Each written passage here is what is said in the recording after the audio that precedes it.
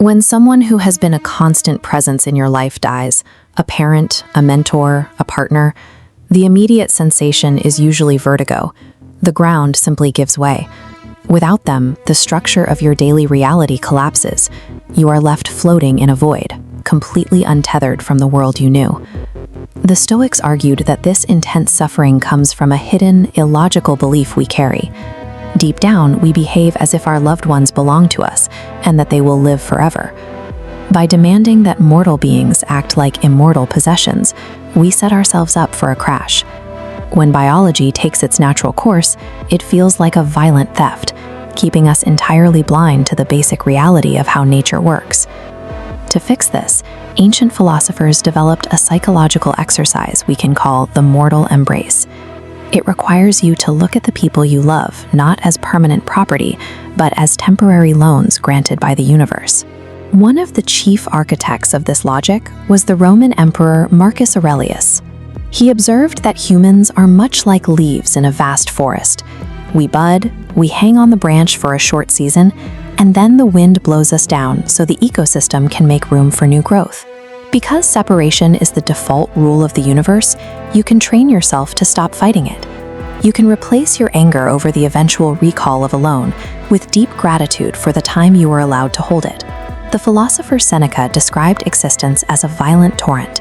It is a rushing river where every material object is caught in a continuous, unstoppable flow of decay and change. He spent his life analyzing how completely vulnerable our physical bodies are to that passage of time. Stoics divided human life into three parts: flesh, breath, and mind. The ruling part. Flesh and breath are fragile materials destined to break down and be swept away. Mourning them is like mourning gravity. Focus instead on the indestructible core left behind, the ruling part. This ruling part contains the exact qualities that made your loved one an anchor. It is their patience, their fortitude, and their specific moral clarity. These traits are not physical objects that rot or wash away. They are enduring architectural patterns of character. Watch how this transfer happens in this blueprint. When the physical body of a mentor dissolves, their architectural pattern survives.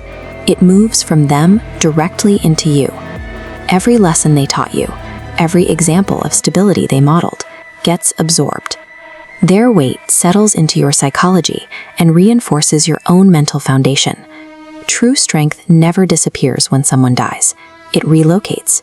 The person who grounded you now exists permanently as the structural integrity of your own mind.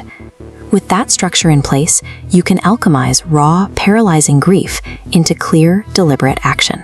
Ancient philosophy demands that we do not honor the dead by collapsing on the floor. We honor them by standing fully upright, bearing our own weight, and supporting ourselves. You prove that their architectural pattern successfully took root in you by flawlessly executing your own duties and responsibilities in life. Showing up every day and doing your work without complaint demonstrates that their strength survived. It takes the pain of the past and converts it directly into forward momentum. The outside world will always be loud. It is a torrent of constant change, marked by loss and crashing waves that continually break against you. Marcus Aurelius offered a final image for this. He wrote that a person should be like a rocky promontory. It stands fast and stills the violent waters raging around it. Equipped with the virtues transferred from the people you have lost, you no longer need someone else to hold you steady in the storm. The sturdy foundation built by those who came before you holds firm inside your own chest. You are no longer adrift. You are the anchor now.